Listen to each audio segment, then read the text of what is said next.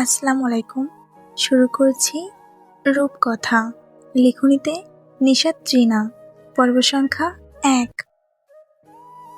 কালো ধূসর মেঘে ঢেকে গেছে পুরো গ্রাম। দিগন্তজোড়া মাঠের উপরে আকাশটা হঠাৎ করে গাঢ় হয়ে উঠল। পশ্চিম দিক থেকে ধীরে ধীরে এগিয়ে আসছে ভারী কালো মেঘ, চেনা সেই কালবৈশাখী দ্রুত। বাতাস থেমে গেছে, তালগাছ মাথাগুলো নড়ছে না একটু। পাখিরা যেন আগে থেকেই বুঝে গিয়েছে কিছু একটা আসছে। ঝোড়ঝাপে গা ঢাকা দিয়ে বসে আছে। দূরে কোথাও কাক একবার ডেকে চুপ মেরে গেছে। চারদিকটা এমন নিঃশব্দ যেন প্রকৃতির নিঃশ্বাস ফেলে থমকে গেছে। গরুর গাড়ির চাকা থেমে দাঁড়ায় কাঁচা রাস্তায়, আর আকাশ সে জমিয়ে তুলেছে বুকে সঞ্চিত জলরাশি। নামিয়ে আনবে যে কোনো মুহূর্তে, ধান খেতে তৃষ্ণা মেটাতে। ঠিক সেই মুহূর্তে গ্রাম্য মেঠোপথ ধরে ছুটে চলল এক অষ্টাদশী কন্যা। আটপৌর শাড়ির ভাঁজে আটকে থাকা হাওয়া ছুটে বেরিয়ে এলো তার দৌড়ে। শাড়ির আঁচল বাতাসে উঠছে পেছনে, আলতারাঙা পায়ে লেগে আছে মাটি আর বৃষ্টির প্রতীক্ষা। নুপুরের রিনঝিন ধ্বনি প্রকৃতিকে করে তুলছে আরো বেশি মাতাল। মেয়েটার মুখে লেগে থাকা হাসিটা যেন মেঘের বুকেও আলো ফেলে। চোখে ছিল উজ্জ্বলতা, চঞ্চলতায় ভরা তরুণ্য দীপ্তি। সে কখনো ছুটে যায় এক ছায়াঘেরা ঝাঁকে, পায়ের নিচে ধুলোছাপ রেখে যাচ্ছে সে। প্রতিটি পদক্ষেপে যেন লিখে যাচ্ছে নিজের গল্প। আকাশের বুকে তখনও একটু আলো নেই, তবুও মেয়েটার হাসিতে আলো ছড়িয়ে পড়ে চারদিকে। কারণ তার ছুটে চলা শুধু শরীরের নয়, এ তার মনের, তার প্রাণের, তার উদ্দাম জীবনের উল্লাস। গ্রামের নাম চন্দ্রপুর গ্রামের মধ্য প্রান্তে ছুটে দাঁড়িয়ে আছে চেয়ারম্যান সাহেবের 2 তলা পুরনো জমিদার বাড়ি। চুলকাম ধরা দেওয়াল, লোহার ঝাঁঝরা বারান্দা, আর সামনে পুকুরঘাট পেরিয়ে বিশাল এক উঠান। বাড়ির কাঠের সিঁড়ি এখনো দাঁড়িয়ে আছে গর্জন কাঠের গর্বে। তার দোতলার বারান্দা থেকে ভেসে আসে শালিকের ডাক। এই বাড়ি যেমন প্রভাবশালী তেমনই প্রাচীর। একসঙ্গে রাজনীতি আর শিকড়ের গন্ধে মিশে আছে এর ইটে ইটে। উঠানে দাঁড়িয়ে আছেন মেজো গিন্নি, চুল খোপা করা, সাদা আটপৌর শাড়িতে হালকা কাজের ছাপ।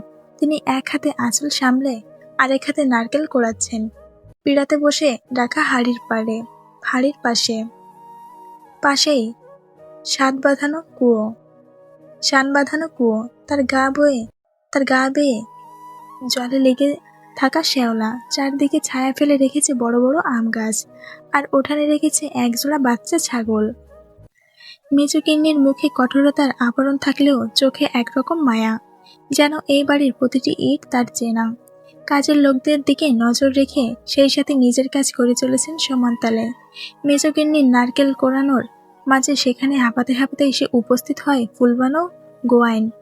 তাকে দেখে মেজো গিন্নি হাতের কাজ করতে করতে বলে ওঠে, কি গো চাচি, এটা কি অবস্থা গো তোমার? এমন হাঁপাইতে হাঁপাইতে কই থেকে আইলা? ফুলবানো গোয়াইন চারপাশে দেখে নিজে মেজো গিন্নিকে আস্তে করে বলে, ও মেজো বউ গো, রূপুমারে দেখলাম তোমাকে ওই পুকুরের দিকে বাউয়ের পানে যাইতে। আকাশে যা মেঘ হইছে, যে কোনো সময় বৃষ্টি নামবো। 2 দিন আগেও শুনছিলাম মায়েদের ঠান্ডা জ্বরে একাকার অবস্থা হয়ে গেছিল। এখন যদি আবারও বৃষ্টিতে ভেজে জ্বর আইব নির্ঘাত। ফুলবানো গোয়ান আবার চারদিকে নজর দিয়ে বলে ওঠে, বড় বউ জানার আগে তুমি কিছু করো মেজে বউ, নয়তো বড় বউ আবার বকবো মায়াডারে। সোনার মতো মায়াডারে বকলে আমার কষ্ট লাগে মেলা, তাই তোমারে কইলাম। ফুলবানো গোয়ানের কথায় আটকে ওঠে মেজো গিন্নি।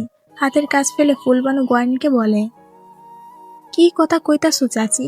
আমার মায়াডারের জ্বরটা এখনো সরে নাই। আজ সকালেও গাটা গরম আসছিল। এখন যদি আবারও বৃষ্টিতে ভেজে তাহলে জ্বর আইব আবার। তার উপর পোলারা আমার বাড়িতে নাই এখন, কোনোভাবে বউরে জানতে দেওয়া যাইব না। রূপকথা বাড়িতে নাই, বৃষ্টিতে ভিজার লিখা বাইরে গেছে, তাহলে বুবু ওরে আস্ত রাখবো না। মেজো গিন্নির কথা শেষ হওয়ার সাথে সাথে হুঙ্কার শোনা যায় চেয়ারম্যান বাড়ির বড় গিন্নির। দোতলার সিঁড়ি বেয়ে নামতে নামতে সে বলে, কি কইলি মেজো, তুই রূপু বাড়িতে নাই? বৃষ্টিতে ভেজাল লাগিয়া বাড়ির বাইরে গেছে?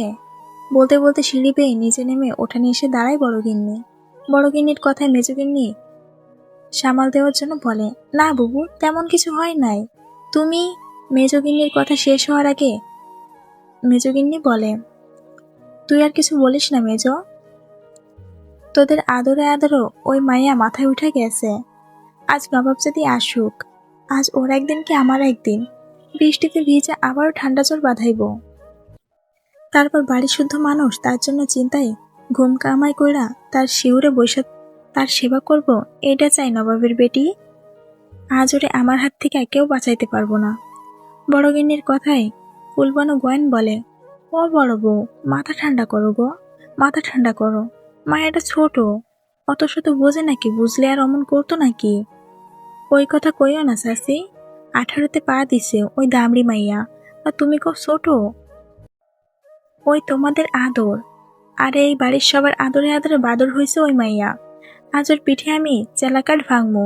কথাগুলো বলতে বলতে রাগে গজগজ করতে করতে হেসেলের দিকে চলে যায় বড় গিন্নি। নিজের হাতের কাজ ফেলে বড় জায়কে বোঝানোর জন্য তার পিছন পিছন গেছে ছোট ছোট মেজো গিন্নি। পেছন পেছন ছোটে মেজো গিন্নি। বৃষ্টির ধারা নেমেছে, নরম অথচ চঞ্চল আবেশে। চারপাশে জলে ধুয়ে যাচ্ছে, আর সেই জলের ভেতরেই দাঁড়িয়ে আছে এক অষ্টাদশী কন্যা। চেয়ারম্যান বাড়ির 3 কর্তার 5 ভাইয়ের চোখের মণি, চেয়ারম্যান বাড়ির ছোট কন্যার রূপকথা। 8 পৌরো করে পরা শাড়িটা সিক্ত হয়ে গিয়ে গায়ে লেপটে গেছে অষ্টাদশীর, তবুও এক অদ্ভুত অনাড়ম্ব সৌন্দর্য নিয়ে এসে দাঁড়িয়ে। হাঁটু অবধি ডেউ খেলানো খোলা চুল ভিজে গিয়েছে, জলের ফোঁটায় তার চুলগুলো যেন আরো কালো, আরো জীবন্ত।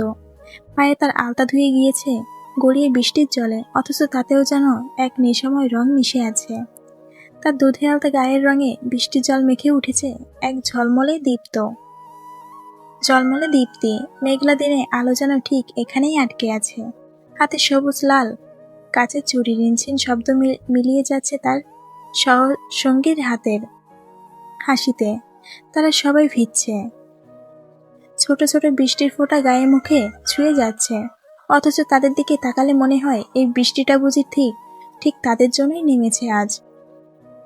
তাদের দেখে মনে হয় যেন এক লোককবিতার পাতার মেয়ে, সহজ স্নিগ্ধ, অথচ ঠিক নাড়িয়ে দেওয়ার মতো কিছু একটা অধিকারিণী। বৃষ্টির পানি তখনও জমে আছে কাঁচা রাস্তার ধারে, ছোট ছোট গর্তে আকাশের রং ধরা পড়ে আছে যেন। বাতাসে ভেজা মাঠের গন্ধ, ধানের গাছ থেকে ঝরে পড়া ফোঁটার শব্দ মিলিয়ে এক অদ্ভুত শান্তি ছড়িয়ে আছে চারপাশে। গায়ের আকাশটা ধুয়ে মুছে এরকম ধূসর নীল হয়ে আছে, এক ধরনের মোহ তৈরি করে, যেমনটা হয় বর্ষার পথে গোধূলি বেলায়। এই শান্ত আকাশে হঠাৎ করে ভেসে আসে মসজিদের মাইকের মাগরিবের আজান। আল্লাহু আকবার। নরম ভেজা বাতাসে মিশে গিয়ে সেই ধ্বনি ছড়িয়ে পড়ে ধানক্ষেতের পেরিয়ে, বাঁশবন, পুকুর পাড় আর টিনের চালের ঘরগুলোর ওপর। কেউ একজন হাট থেকে ফিরছে, কাঁধে গামছা, আর কেউ গরু নিয়ে ফিরছে মাঠ থেকে। সবাই থেমে যায় একটু। গ্রামের সন্ধ্যা যেন ওই আজানের সুরে একটু থেমে গিয়ে নিঃশব্দ সেজে ওঠে। চেয়ারম্যান বাড়ির রান্নাঘর বাড়ির সামনের দিকে, লতাপাতার ঘেরা একটা খোলা উঠান লাগোয়া, চালা দেওয়া টিনের ছাউনিতে মাঝে মধ্যে বৃষ্টির টুপটাপ শব্দ পড়ে। মাটির চুলা জলে কাঠের আগুনে, ধোঁয়া ধীরে ধীরে উঠে গিয়ে চালার ফাঁক দিয়ে বের হয়। একপাশে মাটির বড় ঠাইরে হাড়ির পাতিল গাঁথা, আরেক পাশে বাঁশের ঝুড়ি ঝোলানো, যাতে শুকনো মরিচ, পেঁয়াজ আর রসুন রাখা থাকে। ঘরের কোণে একটি পুরনো কাঠের তাক, সেখানে মশলা রাখার কৌটো সারি সারি সাজানো।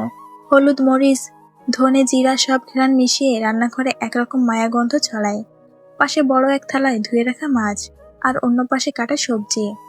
মেজোগিন্নি একটা সাদা শাড়ির আঁচল কোমরে গুজে হাত গুটিয়ে লাকড়ি জ্বালাচ্ছেন। চুলার আগুনটা ঠিকঠাক ধরে কিনা তা নিয়ে তার মনোযোগ পুরোপুরি।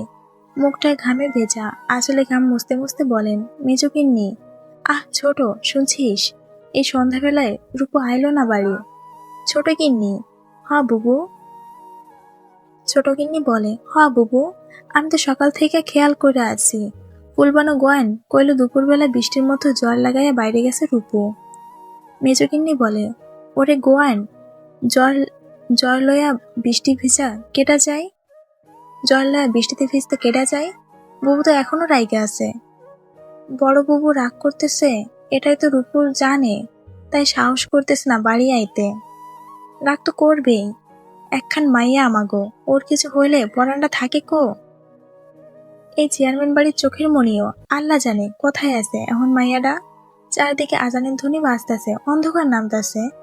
হ্যাঁ বুবু, মায়াটার কাল তো কত জ্বর ছিল, আজ আবার বৃষ্টিতে ভিজছে, এখনো বাড়ি আহে নাই। শরীর টরিল ঠিক আছে কিনা কে জানে। ছোট, তুই চল আমার লগে, আমি আর তুই লইয়া খুঁজতে বের হই। ছোট ছোট গলি গজে দেখবো, হয়তো কোনো জায়গায় লুকায় বসে আছে। হ্যাঁ ঠিক আছে, চলো বুবু, এখন আর বাড়ি বসে থাকা যাইব না।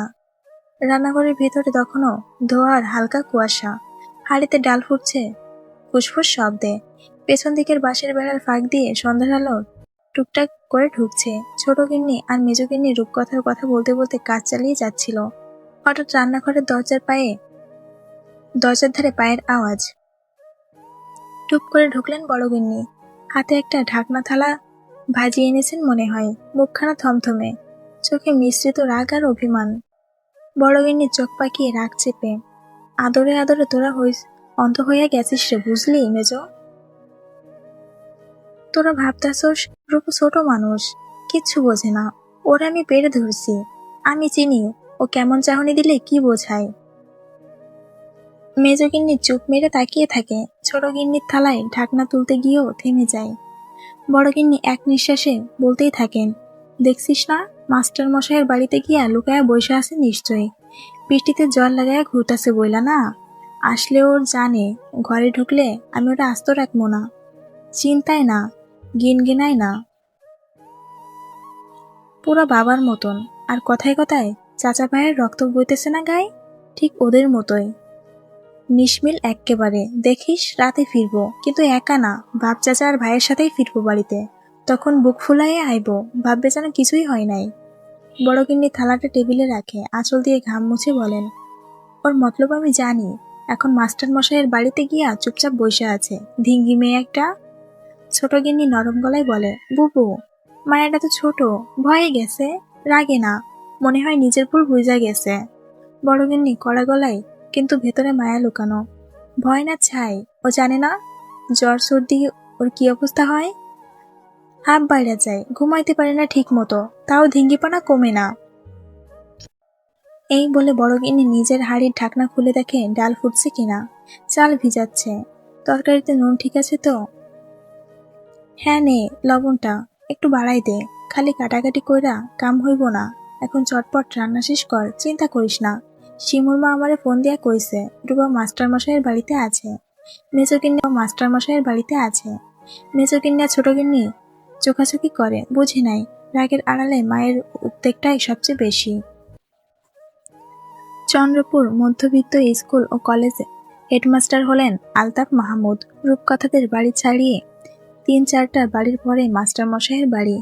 একটি ছিমছাম পরিপাটি ২ তলা বাড়ি, লাল ইটের গাঁথুনি আর হালকা হলুদ রঙের রং করা বাইরের দেওয়াল যেন সকাল বিকেলের আলোয় আলাদা সৌন্দর্য জেগে ওঠে। সামনে উঠানটা বেশ গোছানো, দুপাশে শিউলি আর টগরের গাছ, মাঝখানে ছোট পথের বেদি। তার এক পাশে পুরনো একটি দোলনা, আরেক পাশে কলসি বসানোর জন্য পাকা চৌকি, বারান্দায় লোহার গ্রিল, যার গায়ে জড়িয়ে উঠেছে বেলিয়া লতাবাহার লতা। বাড়ির ভেতরটা যেমন ছিমছাম তেমনি শান্ত। নিচতলায় বসার ঘর, লাল সিমেন্টের মিশন মেঝে, মাঝখানে কাঠের টেবিল আর চারপাশে মেলা 4টা চেয়ার।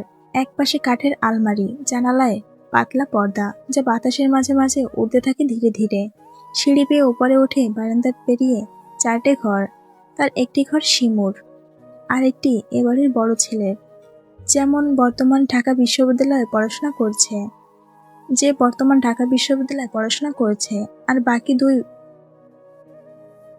আর বাকি দুটো বন্ধই থাকে। শিমুর ঘরটা ছোট কিন্তু সাজানো গোছানো, আর রঙিন ঘরের একপাশে শিমুর পড়ার টেবিল, তাতে কিছু বই, রঙিন কলম, একটা ছোট আয়না আর হাতে লেখা কিছু চিরকুট টাঙানো দেওয়ালের উপর ছোট তাক, তাতে কিছু খেলনা আর কাগজের তৈরি পাখির ঝালর। কোণার দিকে একটা মাটির হাঁড়ি, তাতে রাখা থাকে শিমুর প্রিয় আচারের বয়ামগুলো। ঘরে ঢুকে চোখে পড়ে কাঠের ছোট খাট, তার উপর ফুলছাপ চাদর চাপ পাতা।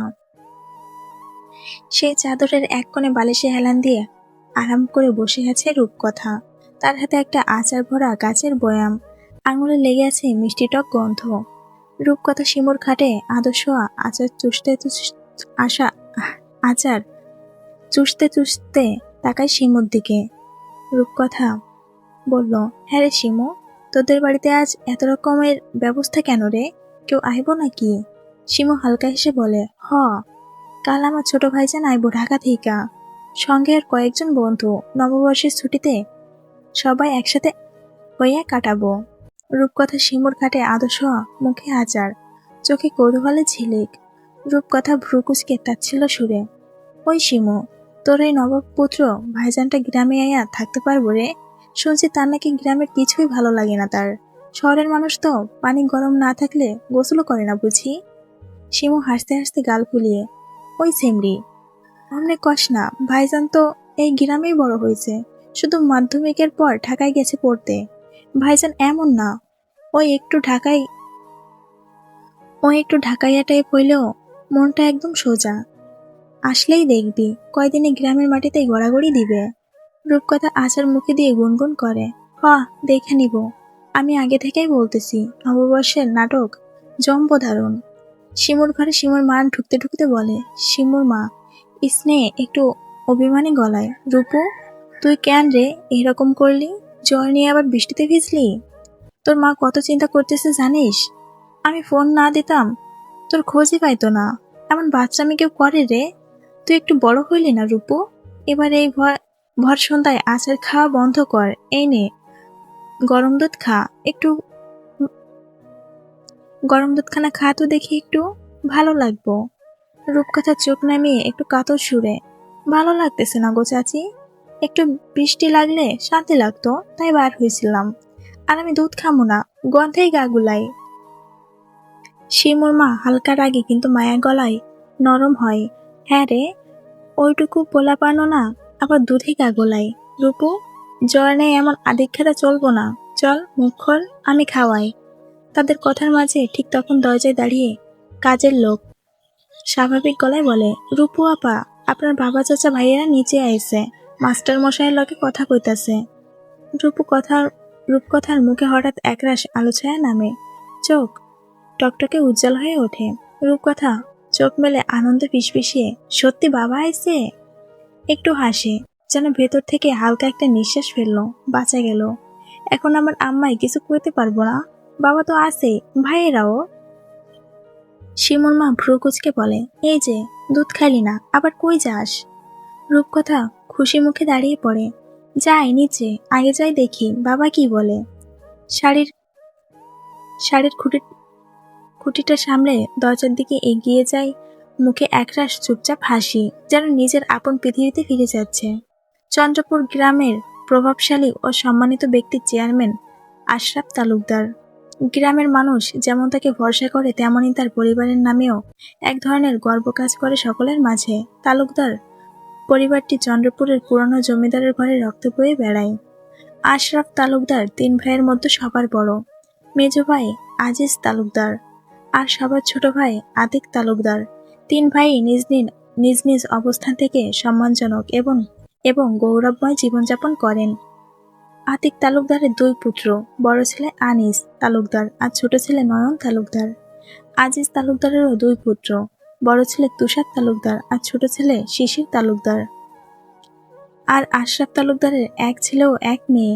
বড় ছেলে অরূপ তালুকদার বাবার মতোই দৃঢ়, স্থির আর শান্ত চিন্তাশালী।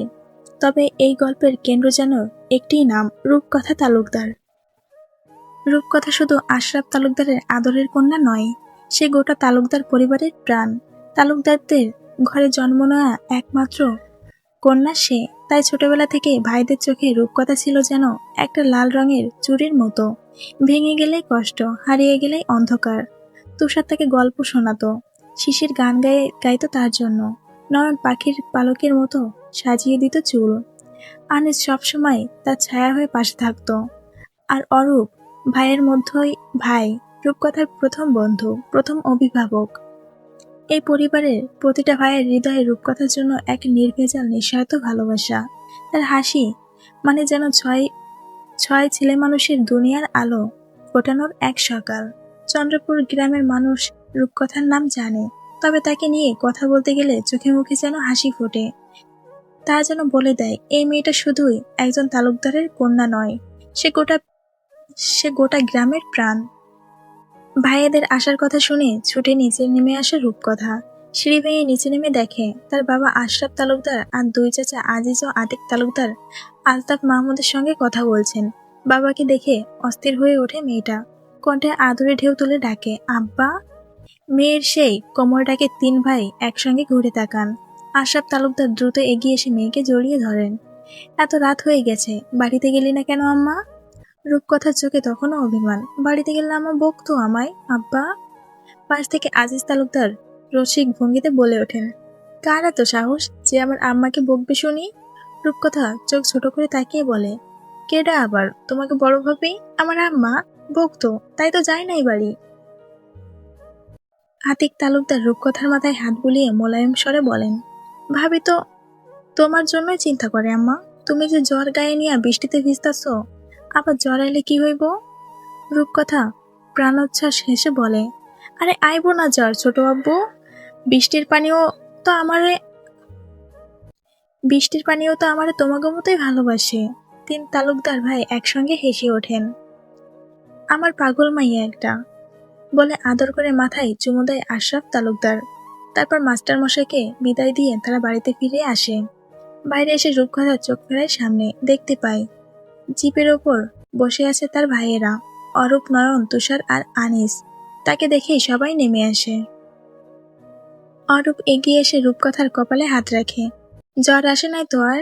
এই দুষ্টুমিগুলা তুই কেন করিস রূপু? বৃষ্টিতে ভিজার কি দরকার ছিল ক আমারে? রূপকথা ঠোঁট ফুলিয়ে বলে, তুমি আমারে বকতাছো ভাইজান? অরূপ হেসে বোনকে বুকে জড়িয়ে নেয়, তোর জন্যই তো চিন্তা করি রে বনু। রূপকথা এবার আদুরে স্বরে বলে, অনেক পোকলা ভাইজান, এখন কও তো আমার জন্য কি আনছো তোমরা? পাশ থেকে নয়ন রূপকথার মাথায় টোকা মেরে বলে, তোর মতো ডিঙ্গে মায়ের জন্য কিছু আনি নাই, যা ভাগ। রূপকথা ঝাঁঝিয়ে ওঠে, ভাইজান। এই মুহূর্তে তুষার গাড়ি থেকে নেমে এসে গরম গরম রমেশ চাচার দোকানে জিলাপি এগিয়ে দেয়। ওর কথা বাদ দে তো, এই দেখ তোর জন্য রমেশ চাচার দোকানের গুড়ের জিলাপি আনছি, খায়া দেখ কেমন লাগে। তোর ভাইরে কোনোদিন খালি হাতে ফিরতে দেখছোস? রূপকথা আনন্দে তুষারকে জড়িয়ে ধরে, জানি জানি তোমরা আমায় অনেক ভালোবাসো, শুধু এই নয়ন নয় বাদে। এই বলে নয়নের দিকে তাকিয়ে চোখ পাকিয়ে মুখটা ঝামটা দেয় রূপকথা। এই তুই আমার নাম ধরে ডাকতাছোস? আমি না তোর থেকে বড়? হ্যাঁ হ্যাঁ, 3 মাসের বড়। আর তাই নাকি বড়? রূপকথা ভেঙচি। এরপর শুরু হয় দুই ভাই বোনের পুরো যুদ্ধ। নয়ন আর রূপকথার কথার লড়াইয়ে চারপাশ হাসির রোল। আনিস এসে দুজনকে থামায়, তারপর হাতে কিছু ঝিনুকের মালা দিয়ে বলে, পাশের গ্রামে মেলা হইতেছিল, তাই তোর জন্য আনছি রে বনু। অরূপ হাতে তুলে দেয় মিঠাই। সব পেয়ে রূপকথা রীতিমতো লাভ আসছে আনন্দে, এ যেন এক ছোট উৎসব। এই সময় আশরাফ তালুকদার গাড়ির দিকে ইশারা করে বলেন, চলো সবাই এখন বাড়ির দিকে রওনা দিতে হবে। সাদা গাড়িতে উঠে বসেন 3 ভাই। আরেকটি জিপে ওঠে রূপকথা আর তার ভাইয়েরা। রূপকথা গাড়িতে উঠতে গিয়ে চোখ পড়ে নয়নের পকেটে লুকানো এক প্যাকেটের দিকে। সে সে তার চুপি চুপি টেনে বের করে দেখে তাতে কাচের চুড়ি। এই তুই প্যাকেটে হাত দিলি কেন? চমকে ওঠে নয়ন। সবাই আমার জন্য কিছু আনছে, শুধু তুমি বাদ, তাই এটা আমার। রূপকথা হাসতে হাসতে বলে, এটা তোর না, ফেরত দে। তোর জন্য কিছু কিনা আনতে আমার বয়ে গেছে। হঠাৎ গম্ভীর নয়ন, কিন্তু রূপকথা ওসব শোনে না। সে হাওয়ার মিঠাইয়ের কামড় দেয় আর মনে মনে হাসে, কারণ সে জানে নয়ন ভাই ওর জন্য চুড়িগুলো এনেছে। গাড়ির ভেতরে ঝগড়া চলতেই থাকে। নয়ন বলে কিছু, রূপকথা জবাব দেয়, আর পেছন থেকে তুষার তাদের কথা শুনে হেসেই যায়। জিপের স্টিয়ারিং ঘোরা অরূপ, তার পাশে বসে আছে আনিস। সামনে সাদা গাড়িটার আগে আগে যাচ্ছে, চেয়ারম্যান বাড়ির পথ ধরেই।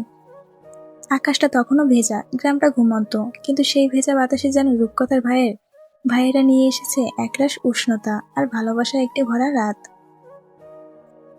চেয়ারম্যান বাড়ির সামনে এসে থামে সাদা প্রাইভেট কার, পেছনেই থামে অরূপদের জিপ গাড়ি। রাত্রের নিস্তব্ধতা ভেঙে ভেদ করে গাড়ি থেকে দরজা খোলার শব্দ, আর সাথে সাথে বাড়ির আলো আলোকিত ফিরে আসে চেনা কোলাহল। সবার পেছনে আস্তে করে বাড়ির চৌখাট মারাই রূপকথা। চোখ পড়ে সামনে দাঁড়িয়ে থাকা বড় গিন্নির দিকে। চোখে এখনো রাগের রেশ, অভিমান যেন জমাট বেঁধে আছে, কিন্তু ঠোঁটে নেই একটিও শব্দ। এই বাড়ির তিন কর্তার উপস্থিতিতে রূপকথাকে দমকানোর সাহস নেই কারোর। চোখ তুললে তাকানোও যেন এক প্রকার সাহস।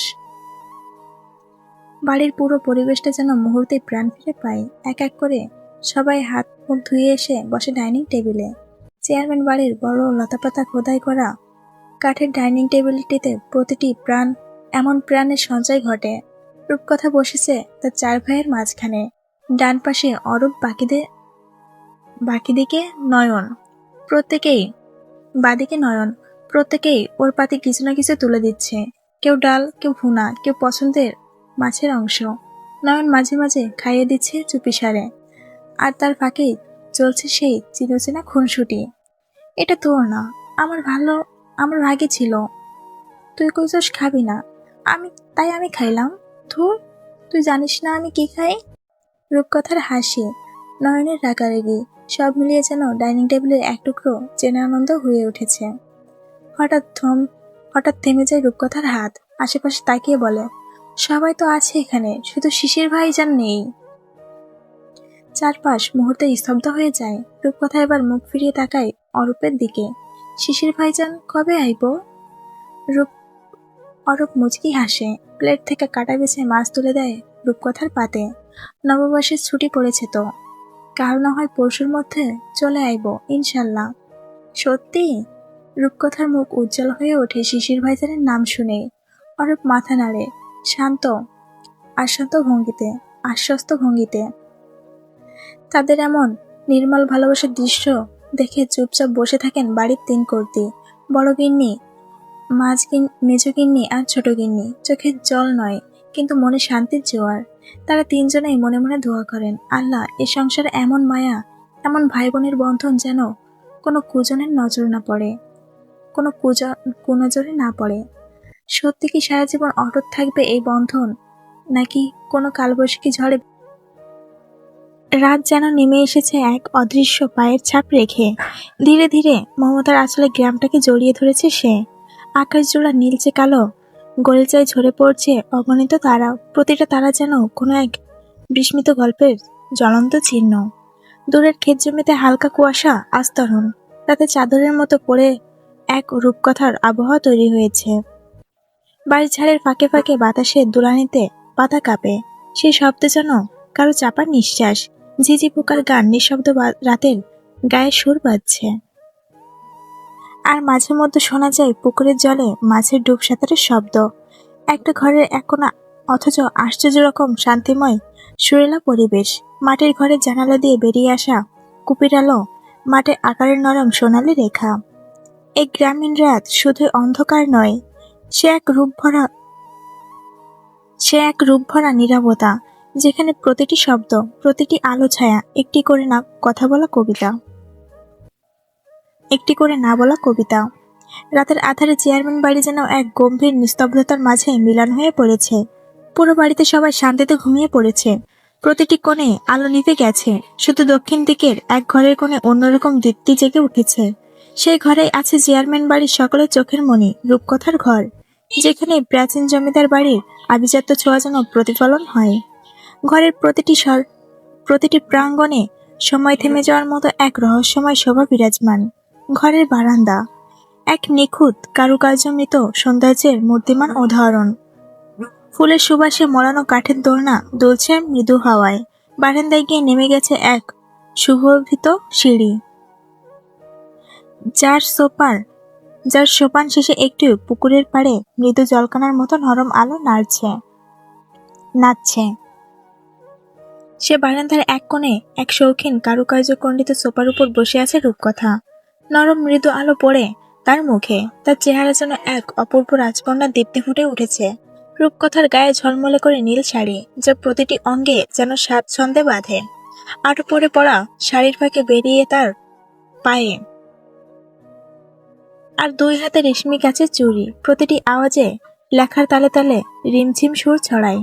তার নাকে ছোট্ট নথ, কপালে টিপ, কানে দুটি ঝুমকো, এই সবই মিলিয়ে তার রূপকথার মাধুর্যে অতুলনীয় এক রূপ তৈরি করেছে। চুল খোলা থেকে ঝড়ের মতো নরম হাসি, মন ভোলানো সেই হাসি, আর দুধে আলতা তার গায়ের কোমলতা, সব মিলিয়ে সে যেন এক স্বপ্নময়ী দুনিয়ার রাজকন্যা। রূপকথা নিজের ডায়েরিতে কলম মধুর তালে একটি গল্প লিখছে। লেখার পরে সে ডায়েরি পড়া টেবিলের পাশে তার বইয়ের তাকে রেখে দেয়। তারপর আবার চুপচাপ বারান্দায় ফিরে আসে, হাতের ডায়েরির সামান্য কাগজ আর সোনালি আলোতে ভেজে ওঠা সিঁড়ি ধরে নিচে নেমে যাওয়া। সিঁড়ির ধাপে ধাপে তারা হাঁটু সমান খোলা চুল দোল খায়। সে যত্ন সহকারে তার খোলা চুল খোপা ছায়।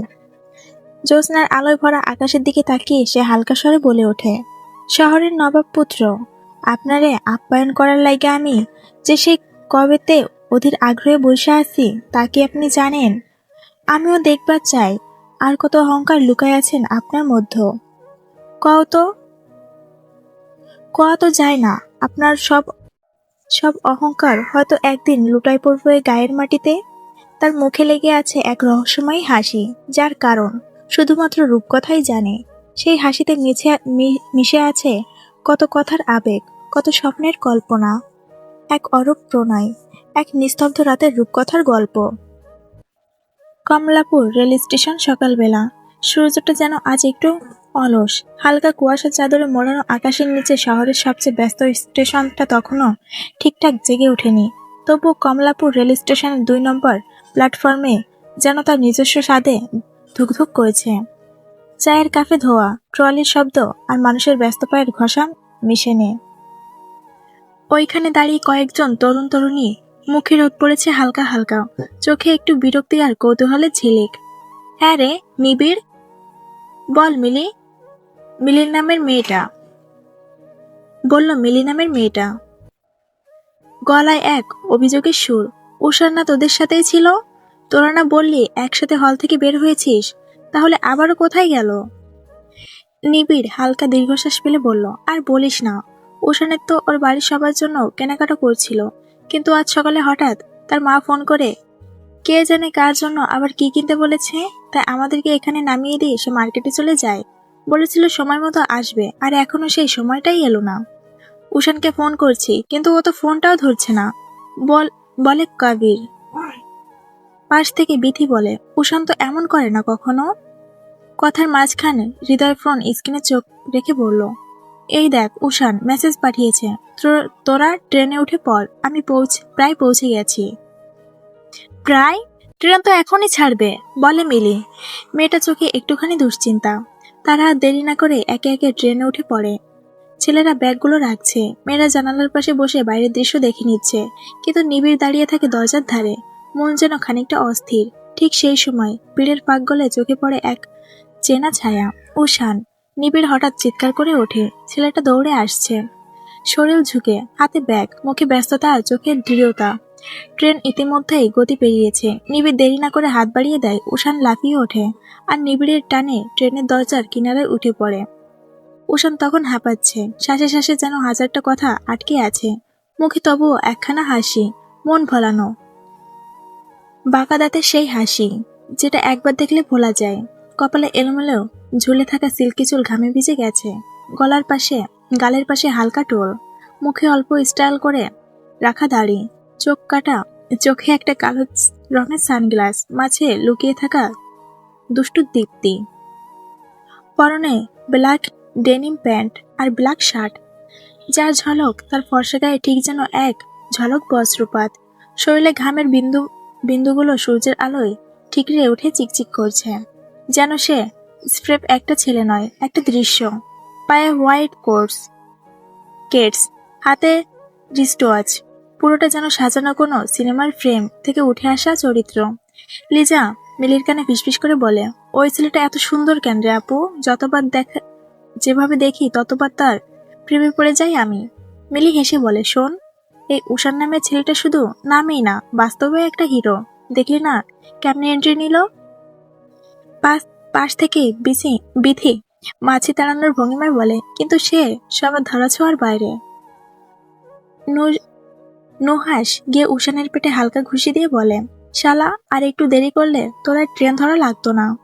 উষান তার টোল পড়া হাসি উপহার দিয়ে বলে, তোরাই চলে যেতিস না হয়। আমি বাড়িতে এমনিতে গ্রামের প্রতি আমার অত ইন্টারেস্ট কাজ করে না, শুধু আম্মু আব্বু শিমু আর দাদির জন্যই যাওয়া। হৃদয় এসে বলে, তোরা কি দরজায় দাঁড়িয়ে থাকবি নাকি? কেবিনে চল। উষান ব্যাগ নিয়ে নিবিড়ের দিকে ছুড়ে দেয়। হৃদয়ের কাঁধ ধরে কেবিনের দিকে চলে যায়। তারপর শুরু হয় আড্ডা, গান, গল্প। ট্রেনের ছোট্ট কামরাটাই যেন হয়ে ওঠে ছোট ছোট ছোট ছোট মহাবিশ্ব। ট্রেন ছুটে চলে ছন্দে ছন্দে। শহর পেছনে পড়ে থাকে। তারা পৌঁছে যায় চন্দ্রপুর স্টেশনে। একটা ছোট্ট শান্ত গ্রামের স্টেশন, যেখানে বাতাসও থাকে অন্যরকম সৌরভ। উষান জানালার পাশে দাঁড়িয়ে। ট্রেন থামতেই ঠোঁটে ফুটে ওঠে এক প্রশান্তির হাসি। বহুদিন পর পরিবারের সাথে দেখা হবে। তার খুশিতে মুখ জুড়ে আলো দেখা যায়। বন্ধুরাও আনন্দে ভরে ওঠে। তারা তো এসেছে তারই সাথে, নববর্ষে তার গ্রাম দেখতে, নতুন রঙে মাখতে নিজেদের। তারা একে একে সবাই নেমে পড়ে ট্রেন থেকে। পেছনে পড়ে থাকে ট্রেনের বাঁশি। সামনে খুলে যায় গ্রামের মেঠোপথ আর অজস্র রঙিন গল্পের দুনিয়া। অলসী রোদ রেগে আছে সারা গ্রাম। তার খেজুর পাতার ফাঁকে ফাঁকে আলো ফোটার মতো মাটিতে পড়ে ঝিলমিল করছে। চারদিক নিস্তব্ধ। কেবল মাঝে মাঝে দূরের মাঠ থেকে ভেসে আসছে কৃষকের হাঁক ডাক আর পুকুর পাড়ের বাঁশঝাড়ে পাখির ডাক। চেয়ারম্যান বাড়ির উঠান জোড়া ছায়া করা কড়ই গাছটার নিচে তিন যা বসে আছে পাটি পেতে। বড় গিন্নি আমের আটি ছাড়াচ্ছেন, মেজো গিন্নি পাট ছেঁড়ার কাজ করছেন, আর ছোট গিন্নি মোরগ পালকের পাখা বানাচ্ছেন। তাদের হাসাহাসির ফাঁকে ফাঁকে হঠাৎ যেন কোনো দূরের স্মৃতি ভেসে আসে। একটু থেমে যায়, আবার শুরু হয়। ঠিক সেই সময় দোতলা সিঁড়ি বেয়ে নামতে থাকে রূপকথা। তার পায়ের নুপুর টিনের চালে বৃষ্টির শব্দের মতো ঝংকার তুলে জানিয়ে দেয় তার আগমন। রূপকথা। সে নামছে সিঁড়ি বেয়ে ধীরে ধীরে, অথচ তৃপ্ত ভঙ্গিতে। পরে আছে মেয়েটের লাল পাড়ের ধবধবে সাদা শাড়ি। কাঁধে আঁচলটা হালকা করে তুলে নিয়েছে, যেন হাওয়ার সাথে কথা বলছে। খোলা চুল এলোমেলো হয়ে ঘাড় ছুঁয়ে যাচ্ছে। রোদের আলো তাতে সোনালি রেখা এঁকে দেয়। তিন যা একসাথে তাকায় তার দিকে। বড়গিন্নি বলে ওঠে, এই ভর দুপুর বেলায় ঢ্যাং ঢ্যাং করতে করতে কোথায় যাওয়া হইতেছে শুনি? মেজগিন্নি এগিয়ে এসে বলে, রূপমা, এখন রোদ্দুরে যাবি? বাইরে যা, রোদ্দুর। ছোট গিন্নি কোমল গলায় বুঝিয়ে বলে, বাইরে হুহু রোদ্দুর, মাথা ধরা যাইব তো, একটু পর না হয় যাস। রূপকথা চুপ করে থাকে। চোখে একটা অদ্ভুত উগ্রীব আলো, যেন ভেতরে কোথাও একটা ঢেউ উঠেছে। কারো কথা না শুনে সে ধীরে ধীরে বলে, একটু ঘুইরা চইলা আইমু ছোট মা, ঘরে ভাল লাগতেছে না। তিন যা একে অন্যের মুখ চেয়ে বোঝে, এই মেয়ে যা বলে তাই করেই ছাড়ে। রূপকথা ওদের কথার উত্তরে আর কিছু না বলে ঘাড় নিচু করে একটু হাসি মুখে গলিটা পেরিয়ে দৌড় দেয়। পেছনে শুধু নুপুরের টুংটাং শব্দ। বড়গিন্নি তখন দাঁড়িয়ে থেকে চিল্লাতে থাকেন, এই রূপু, শুনলি না কিছু? এ কি মাইয়া জন্ম দিলাম, কারো কথা শোনে না? এই রোদে বাইরে যায় ক্যাডা? মেজগিন্নি আর ছোট গিন্নি বড়গিন্নিকে বোঝানোর সুরে বলে, থাক না বুবু, ছোট মানুষ, ছাইড়া দাও, ঘরে মন টিকতাছে না মনে। বুবু, রাগ করো না, চইলা আইব আবার গ্রামের মধ্য তো, কোনো চিন্তা নাই। দুই জায়ের কথায় বড়গিন্নি রেগে বলে ওঠে, চুপ কর তোরা, ছোট বইলা বইলা মাথায় তুলে রাখছোস, তোরা ওই মাইয়ারে। আমার কি যা খুশি কর তোরা, বলতে বলতে ঘরে চলে যায় বড়গিন্নি। চেয়ারম্যান বাড়ি পুরো লোহার গেটের কাঁপিয়ে হেলে তুলে বেরিয়ে এলো রূপকথা। সে যেন দুপুরবেলার মধ্যে এক দৌড়ান্ত আলো। পরনে ধবধবে সাদা সিঁড়ির সুতির শাড়ি, যার পরনে সূর্য ডোবার মতো একটা হালকা মেটো লাল। চুলগুলো এলোমেলো খোলা, আর গলায় ছোট্ট একরাশ সাদা ফুলের মালা, যেন শাড়ির ধারে বসন্ত বসে আছে। পায়ের পাতায় টাটকা আলতার ছাপ, ঠিক যেন পদ্ম ফুলের রং লেগে আছে তার পায়ের তালুতে। হেঁটে নয়, সে যেন মাটির উপর দিয়ে ভেসে চলছে। প্রতিটি পা পেলে আইলের বুক এমন ভাবে, যেন সেই পায়ের রূপকথা নয়, কে একজন চুপি চুপি গল্প ফেলে রেখে যাচ্ছে। নুপুরের টুংটাং শব্দ ছড়িয়ে পড়ে মাঠ জুড়ে, আর রূপকথার খিলখিল হাসি যেন বুনো ফুলের মতো ফুটে ওঠে চারপাশে। তার চলার ঢঙের এমন এক দোলা আছে যা নদীকেও ভুলিয়ে দিতে পারে তার গন্তব্য। সঙ্গে তার দল, 4-5 জন ছেলে মেয়ে। কেউ বলছে, দাঁড়া রূপকথা। কেউ ছুটে এসে আঁচল ধরে। রূপকথা হেসে বলে, পৃথিবীকে না নাচাতে পারলে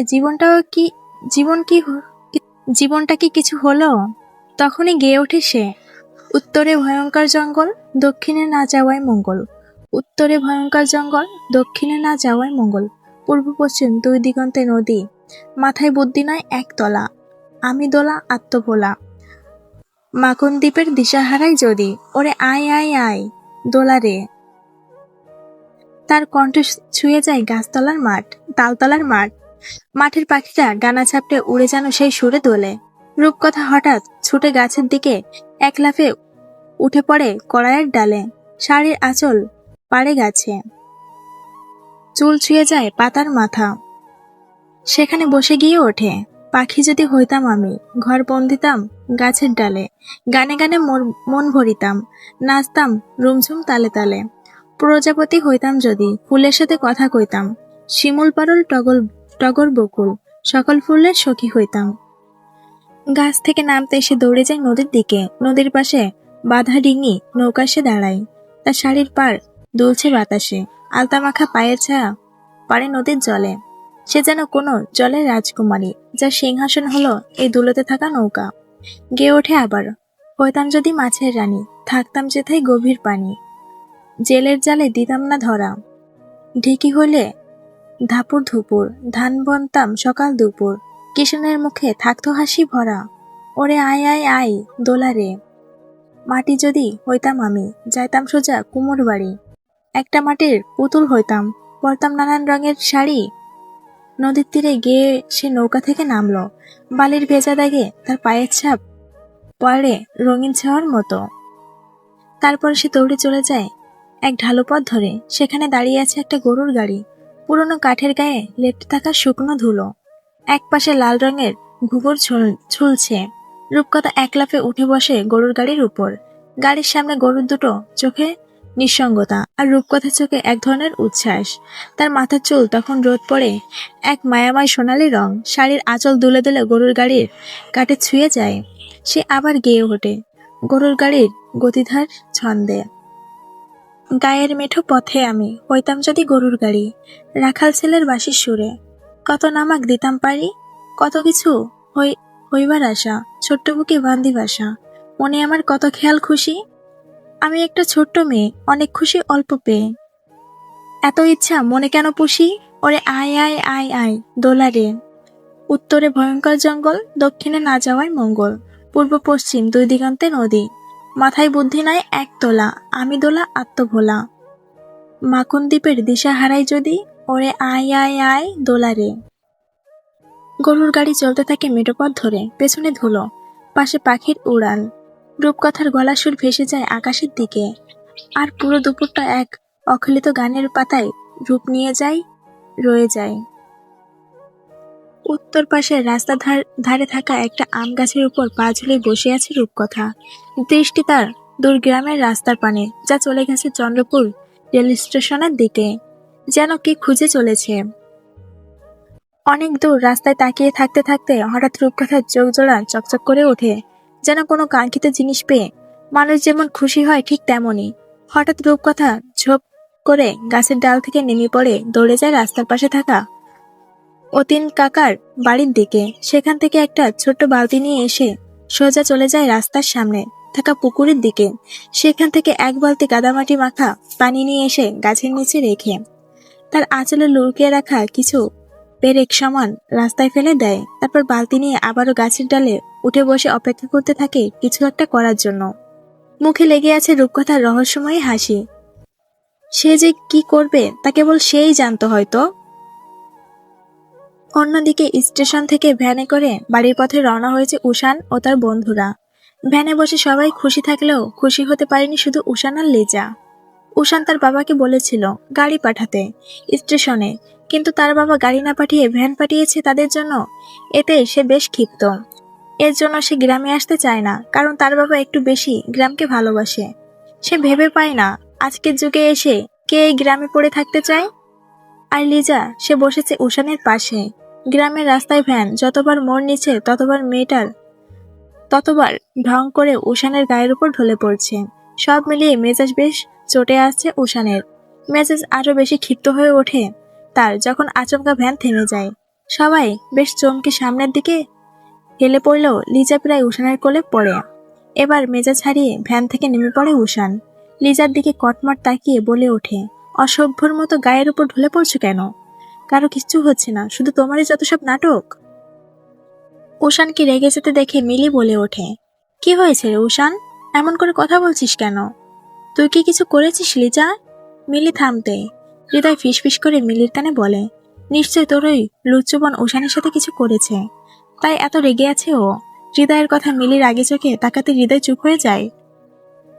হঠাৎ করে ভ্যান থেমে যায়। উষান কারো কোনো প্রশ্নের উত্তর না দিয়ে ভ্যান চালকের উদ্দেশ্যে বলে, কি সমস্যা চাচা, এই মাঝ রাস্তায় ভ্যান থামালেন কেন? রাস্তায় কেটে জানি পেরেক ফেলায় রাখছে বাপ, চাকায় লাইগা ঢুকে ফুটা হয়ে গেছে গা, তাই ভ্যান থামাইছি।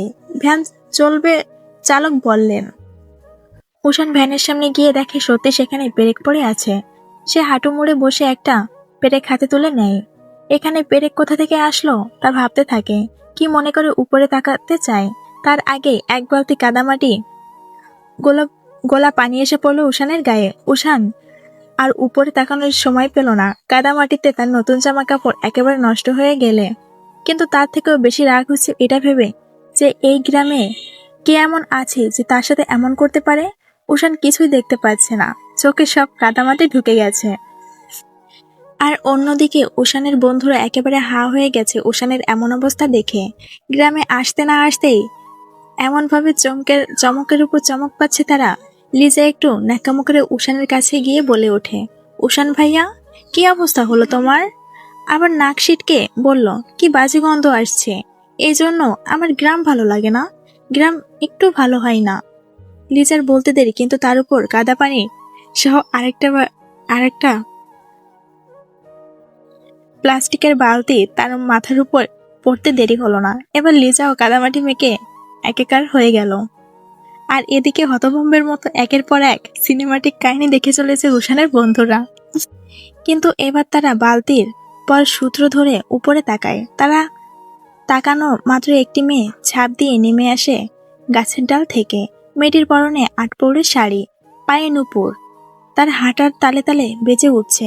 হাতে থাকা কাঁচের চুড়ি বাজছে সমান তালে।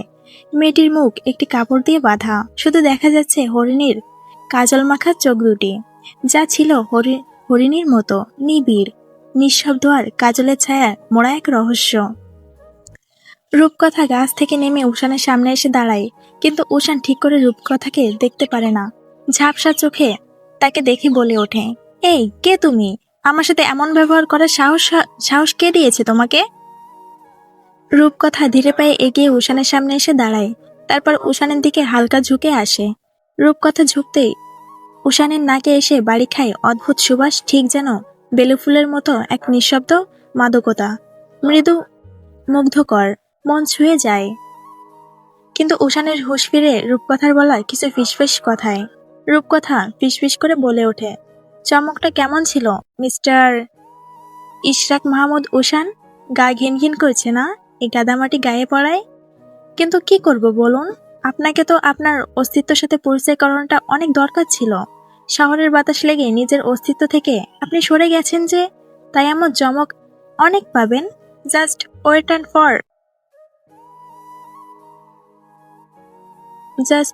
For it.